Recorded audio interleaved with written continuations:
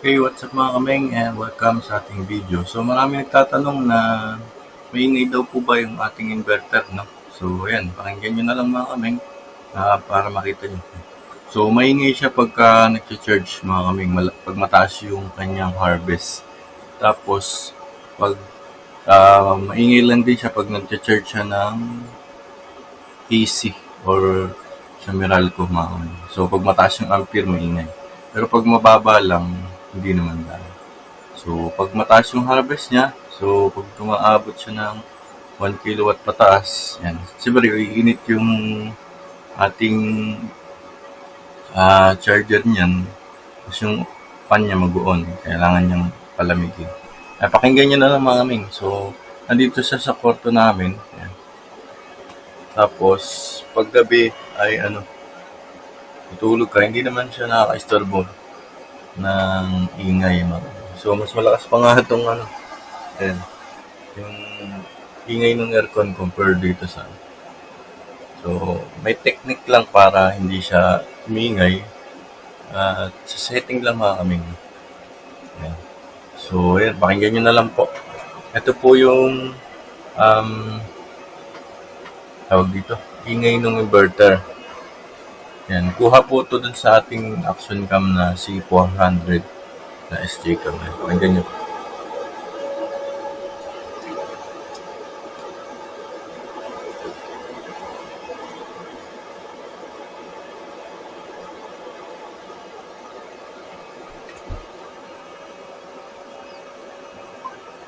Ito naman po yung sa cellphone natin.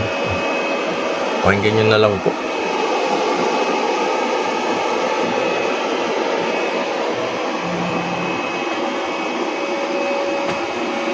Ito po yung harvest niya mga kaming, no? Ayan. Sa 500 watts. 0.5 kilowatt. Ibig sabihin 500 watts. Ayan po yung ingay. No? So, pag ang setting nyo mga kaming sa apps, ito pakita ko sa inyo para hindi gaanong maingay. No? Kasi pag mataas yung ampere, tapos ito pong main charging AC current, ito pong number 10 yan. Yan. Set nyo lang po yan sa 10.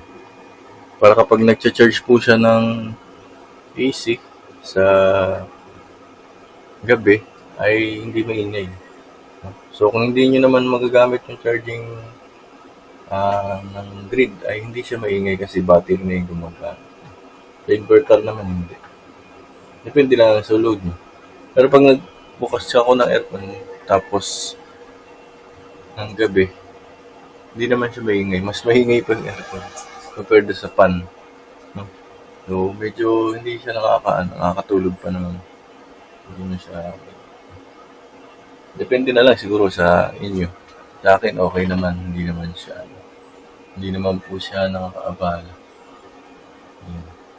Ito po yung setting ng ating apps. No? Yan. Yung max charging natin, 100.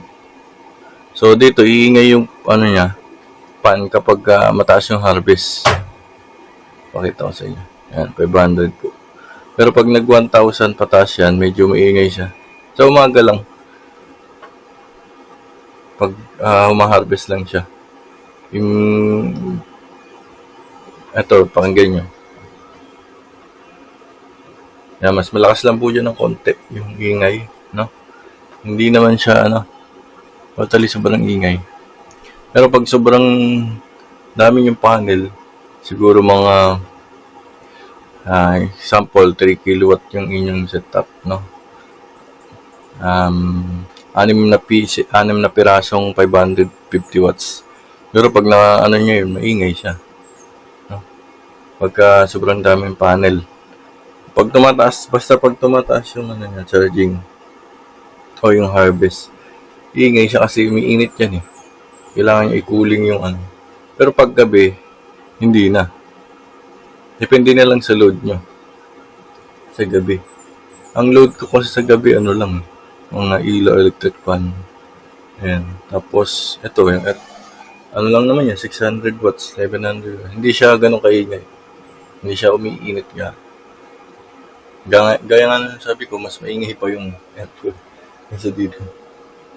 yung pan. Kasi malaki yung pan dito eh. So, hindi naman siya okay lang siya. Natulog ko pa rin. So, yun lang sa setting natin. Ito. No? So, pakita ko din yung setting natin sa inverter. Yan. Ang titignan nyo lang naman yung ampere ng charging. No? Charging ng AC tsaka charging ng solar. Yan. Hanapin lang natin yung ito, number 6. Itong number 6 ACC, yun yung charging ng Meralco or grid. Yan. 10 ampere lang. Charging niya ng grid. Ito naman yung sa solar, yung naka-harvest nyo sa taas. So, ginawa ko siyang 100 ampere. Dati is nasa 70 lang. Depende sa inyo kung ano. Basta pag tumataas yung ampere, ano yan, tawag dito. Mas iinit kasi yan pag mataas yung ampere. Ibig sabihin, iingay din pa niya. Yan, set nyo na lang, depende sa inyo. Ayan yung nakaset sa akin. Yan. Number 7, yan yung solar charging ko. Photovoltaic charging ng solar. Yan yung ampere na mag-charge papunta dito sa battery natin. Yan, ganoon lang po siya. Yan, kayo na lang po masigaw kung maingay. Depende na lang sa inyo kung gumagustuhan nyo.